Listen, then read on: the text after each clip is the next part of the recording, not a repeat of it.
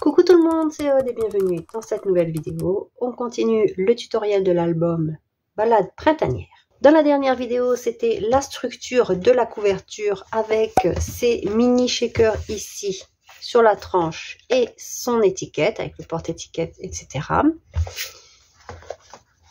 Donc comme ceci, il se ferme par des rubans. Je vous avais dit que je collerais mes pages. Ce que j'ai donc fait. Le papier ici, j'ai donc pris une chute. Je vous avais dit que je prendrais une chute. Elle fait donc 20 cm de haut et approximativement 12 cm. Elle doit en fait dépasser ce que j'avais dit d'1,5 cm minimum ici, de chaque côté, par rapport à notre tranche. Ensuite, j'ai collé mes pages. Les pages, alors les pattes de collage font 1 cm. Donc, comme j'avais dit, je laissais 1,5 par rapport au dos de couverture de chaque côté. Et entre les pages, par contre, je mettais 2 cm parce que nous avions certaines pages avec des goussets de 1 cm. Donc, pour avoir de l'aisance et pour pouvoir ouvrir nos pages correctement et ne pas les avoir trop debout, j'ai laissé 2 cm.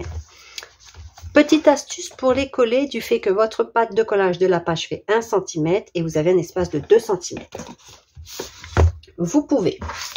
Alors, on va imaginer que ceci, c'est notre page. On va dire qu'elle fait 22 cm par 20 cm. Après, c'est juste le principe, les mesures, c'est pas important.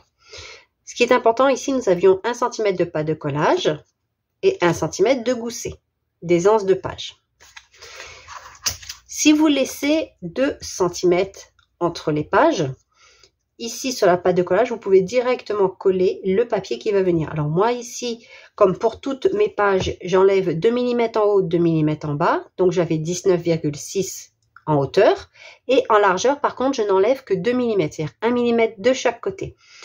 Pourquoi j'enlève pas 2 mm partout? Alors c'est simplement une préférence personnelle. Notamment quand il n'y a que 1 cm, si on enlève 4 mm, il nous reste 0,6. Et de toute façon, bien souvent, ici aussi j'enlève en général 1 mm en largeur plus 1 mm. Visuellement, on a les 2 mm. C'est juste quelque chose de visuel. Sinon, on a 2 mm, on a enlevé pour l'aisance de page. 2 mm aussi pour la pâte de collage. On a 4 mm. Visuellement, on a 4 mm ici, en haut 2 mm, 2 mm en bas. C'est purement esthétique, c'est un choix personnel. Donc, je vous ai dit comment, je fais. Après, libre à vous d'enlever les millimètres que vous voulez pour le matage que vous préférez. Et en fait, je vais venir coller le papier que j'ai déjà découpé. Donc, ici, il correspond bien évidemment à ceci.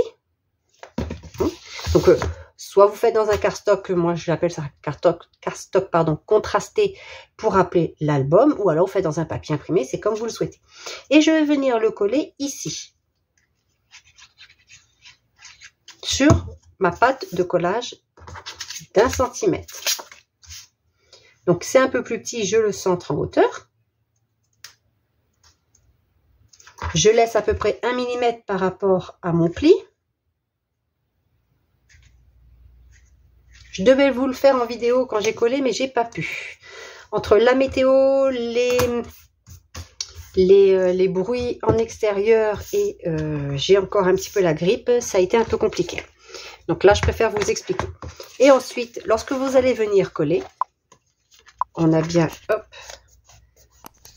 on va mettre alors moi je conseille du double face fort, alors pas celui-ci mais du double face fort ou une colle à prise rapide et forte.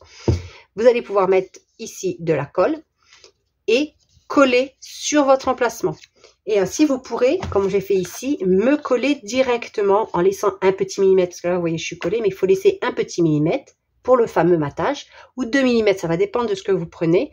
Et ainsi de suite. C'est plus facile que de faire des repères comme je faisais avant par rapport à ma pâte. Donc là, je faisais un repère d'1 cm en haut, 1 cm en bas. Je collais ma pâte de collage et seulement après, je collais ceci. Là, je préfère faire comme ceci. Si vous avez les fichiers de découpe, les découpes, elles sont incluses dedans et je crois que je les ai même mises en mauve de manière à ce que vous reconnaissez ce qui est en mauve, ce qui n'est pas en mauve. Après, ça peut être... parfois, j'ai pris du rose, mais j'ai mis quand même du mauve sur les fichiers de découpe pour pas vous avoir trop de couleurs non plus. Mais c'est pour vous donner une idée et retrouver facilement dans l'album ce à quoi ça ressemble. Et après, vous venez coller. Et ainsi de suite. comme là je vous ai dit combien on laisse entre chaque page, donc là c'était 2 cm, 2 cm.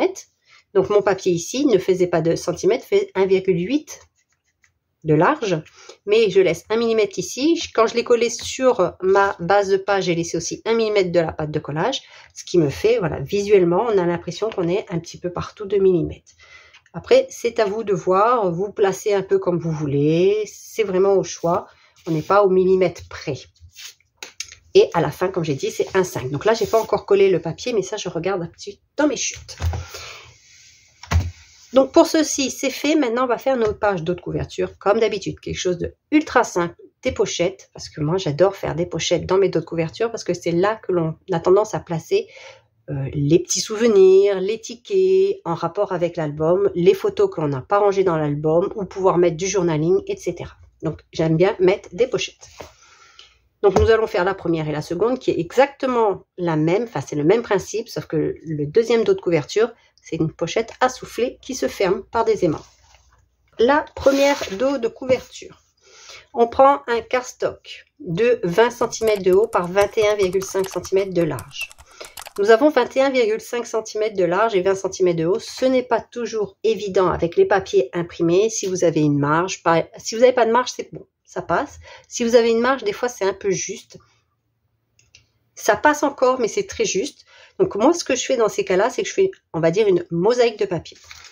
Je prends 2 bandes de papier de 2 cm dans un cardstock. Donc, je prends le même cardstock que j'ai utilisé dans l'album, toujours pour avoir quelque chose de coordonné. Là, j'ai donc pris 19,6 de haut par 2 cm de large que je vais venir coller ici. Et ensuite, je vais travailler sur mon papier imprimé qui va venir ici. Ce papier imprimé là, l'effet bois vient du pack bonus numéro 2. Alors de mémoire, le papier imprimé mesure 15,7 toujours par 19,6. Donc je vais déjà venir coller mes 2 cm. Ensuite, on va travailler sur le papier imprimé pour mettre la pochette. Alors pour me coller droite, par contre, je ne vais coller qu'un seul. Je collerai l'autre après. Parce que si je colle celui-là, si je ne me mets pas correctement, ça risque de me gêner. Donc ça, je mets de côté. Je prends mon papier imprimé. Je prends ce qui va me faire la pochette.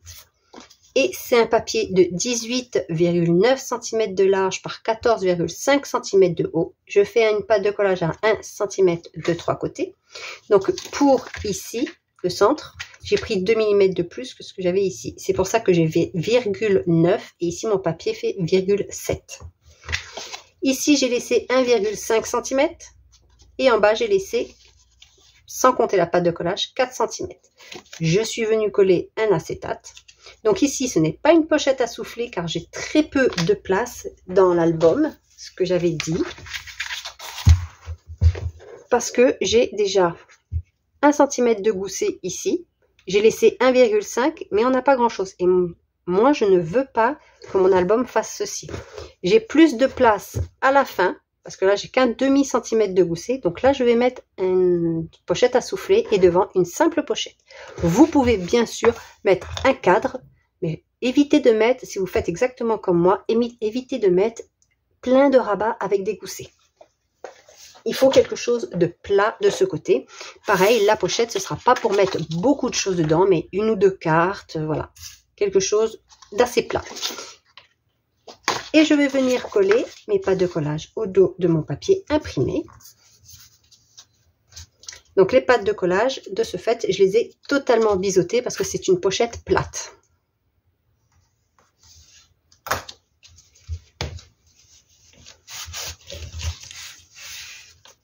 J'ai aussi le papier imprimé qui vient ici. Alors, je vais coller directement sur mon album. Ce sera plus facile pour maroufler. Je vais coller ceci et je vais continuer d'assembler.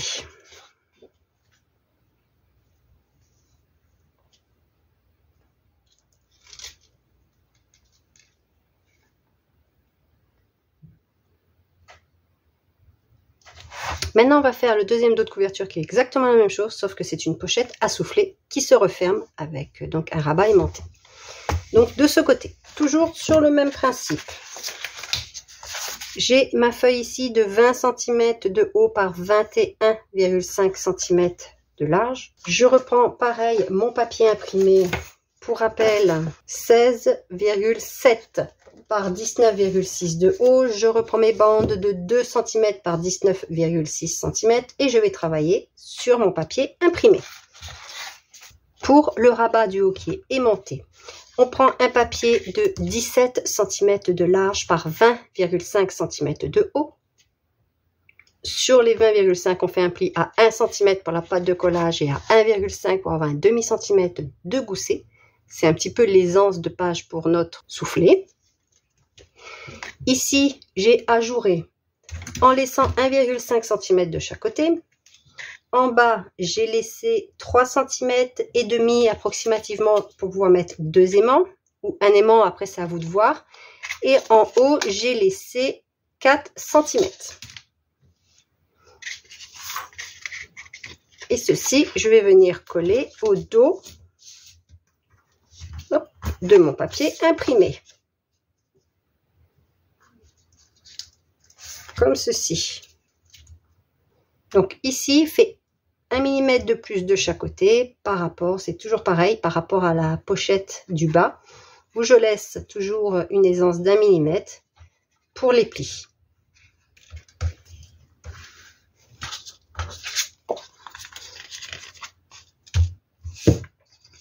Pour la pochette à souffler. Alors faites pas attention en bas, je m'étais trompée dans mes plis. On va prendre un papier de 20,9 cm. Toujours pareil pour avoir l'aisance de page par rapport à ma pâte de collage ici. Par 15 cm de haut. Sur les 15 cm, vous faites un pli à 1 cm pour la pâte de collage et à 1,5 pour le gousset. Sur les 20,9, de chaque côté, on fait un pli à 1 cm, à 1,5 et à 2 cm. Et on plie en accordéon pour avoir notre petit soufflet. Le centimètre, c'est la pâte de collage et les demi-centimètres, c'est pour le soufflet. Pour que notre page puisse s'écraser s'il n'y a pas grand-chose dedans. Et on le fait des deux côtés. Je vais coller mes pâtes de collage au dos de mon papier imprimé. Alors ici, je n'ai pas biseauté en totalité. Là, je mets mes soufflets en dessous et je colle que ma pâte de collage. On fait attention à notre gousset d'un demi-centimètre en dessous.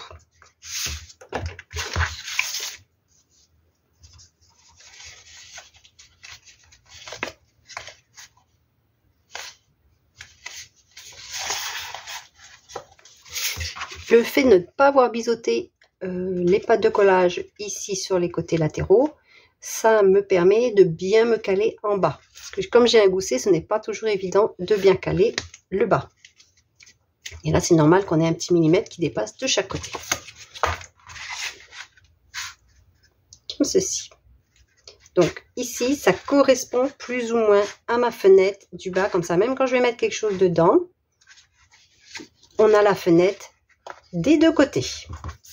Alors maintenant, je vais mettre les aimants. Alors, j'en mets qu'un seul, mais c'est au choix.